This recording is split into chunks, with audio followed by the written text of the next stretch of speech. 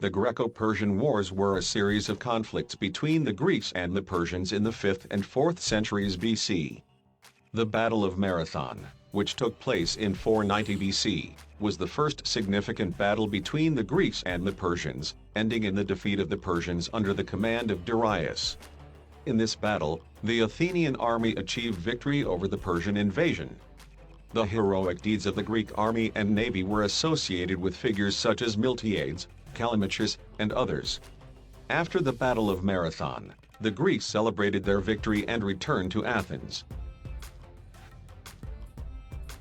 However, the Persian Empire was not going to give up, and already in 480 BC, under the command of King Xerxes I, son of Darius, the Persians invaded Greece again. Xerxes, having assembled a huge army with the support of subordinate rulers and some loyal Greeks from the Persian territories, moved towards Greece. The main task facing the Persians was not only to avenge the humiliating defeat at Marathon but also to finally achieve the conquest and submission of Greece. In anticipation of the approaching danger from the Persians, the Greek city-states, led by Athens and Sparta, developed a strategy to defend Greece against the Persians. At this time, Athens was a naval power, and Sparta was a strong military power. They decided to join forces and create a powerful army and navy that could resist the Persian threat. A strategy was developed, which consisted of resisting the Persian army on land, and using the Athenian fleet to block the Persian navy and intercept their supplies. In anticipation of the Persian aggression, the Greek police developed a strategy to defend Greece. Sparta took the lead in the fight against the Persians. The tactic chosen by the Greeks was to meet the enemy at the borders of Athens and Sparta, in the narrow pass connecting Thessaly and central Greece, called the Thermopylae Pass. The main task was to prevent the Persians from entering Athens. Several tactics and strategies were proposed, but the Spartans suggested to meet the Persian army in the narrow pass. This pass was very narrow and limited, making the passage of the huge Persian army through it long and difficult. It was proposed to meet the Persians here and give them a battle. Meanwhile, Persian ships scattered by a storm near the rocks of Pelion, while the army of Xerxes, which had been marching along the coast of the Pagasetic Gulf for 14 days, reached the city of Halos. 3 days later, the Persians crossed the Othries mountains and descended into the broad valley of Spercheios. Previously, all the tribes of this valley had already expressed their submission, sending land and water to the Persian king. The Persians encountered no obstacles on the way to this valley, but to the south of it, between the city of Anthela and the Locrian town of Alpinus, the path passed through a very narrow strip of the coast, where the war gates, Thermopylae, were located. Here stood a united Greek army under the command of the Spartan king Leonidas. This army occupied both very narrow passages on the road, and its position at Thermopylae was impregnable as long as its communication with the sea remained open. 1,000 Phocians were placed to guard this road leading through Mount Kallidromus. The Greeks believed that this detachment was sufficient to defend the Thermopylae Pass. However, the Greek position became vulnerable when the enemy occupied the road behind them. The army led by the Spartan king Leonidas consisted of 300 Spartans and about 7,000 warriors from other Greek city-states. These troops were prepared for battle and possessed high combat discipline. They faced an army of Persians numbering between 70,000 to 300,000, which was personally led by Xerxes. Xerxes' army consisted of many different peoples and tribes. The Greeks set up camp behind the wall blocking the narrow Thermopylae Pass. In the middle of August, the Persian army appeared. An envoy from Xerxes was sent to the Spartan king, offering the Greeks to surrender and receive freedom and rewards for doing so.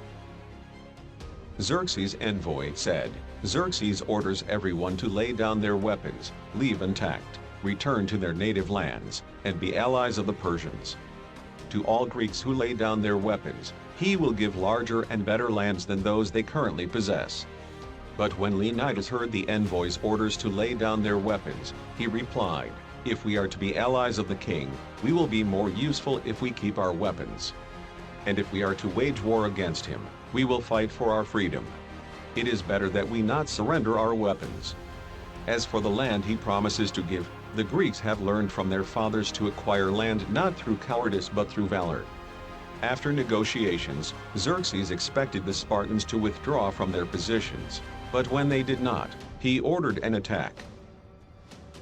On the fifth day, Xerxes sent the most combat-ready units of native Medes, but the Greek warriors stood shoulder to shoulder, surpassing the Persian army in bravery and valor.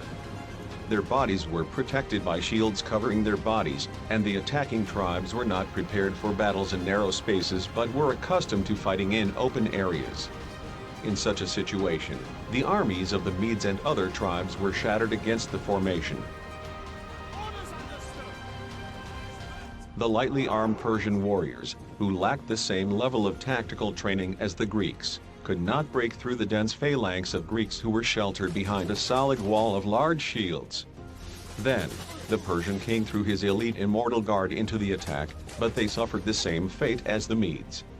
The Spartans used the tactic of feigned retreat, pretending to withdraw, but then turning around and counterattacking the disordered Persian units. On the second day, the Persian king sent his infantry back into the attack with the promise of reward for success and death for fleeing from the battlefield, but the Persian army's successes on the second day were the same as on the first. The Persians replaced the attacking units, and the Greeks, in turn, replaced each other in battle. When Xerxes was considering further actions, a Greek resident of Ephyra was brought to him, and he told about the existence of a bypass mountain route and offered to show the bypass path through the mountain trail for a monetary reward.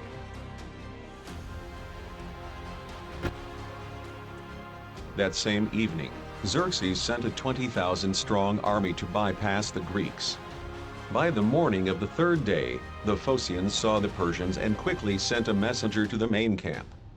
The Greeks held a council, after which almost all of them retreated to their cities, leaving only the Spartans, Thebans, and Phocians. The remaining Hellenes numbered around 500 people, and they allowed the others to leave so that they would not be caught by the cavalry. Addressing the warriors, Leonidas said, "Let's have breakfast, comrades. After all, we will have dinner in the underworld." This is another epic. The remnants of the Greeks, commanded by Leonidas, fought their last battle. The Thebans soon surrendered to the Persians, begging for mercy, and thus saved their lives. The Spartans and the Thespians heroically fought the enemy, but all of them perished on the battlefield. The Greeks lost about 3,000, while the Persians lost about 20,000. The self-sacrifice of the Greeks became an example for the Hellenes and left an indelible impression on the Persian army, significantly lowering their morale. With their heroic deeds, they bought time for the main Greek forces to retreat to their cities, since they could have been caught by the Persian cavalry. This feat went down in history as an example of the courage and valor of the Spartans. Unfortunately, the subsequent course of the Thermopylae battle did not have a positive impact. After the defeat of the Greeks at Thermopylae, the way to Athens and the Peloponnese was opened for the Persians. Warriors from Peloponnesian cities hastily gathered at the Corinthian isthmus and fortified it. Artemisia's allied ships sailed to the island of Salamis. Themistocles came up with a plan of action that eventually ensured the Greeks' victory over the Persians. To bring it to life, he had to display all his cunning and oratorical skills, but that is a completely different story. Thank you for your attention and see you in new videos on the channel, Echoes of the Ancient World. Hit the like button, subscribe to the channel, and all the best.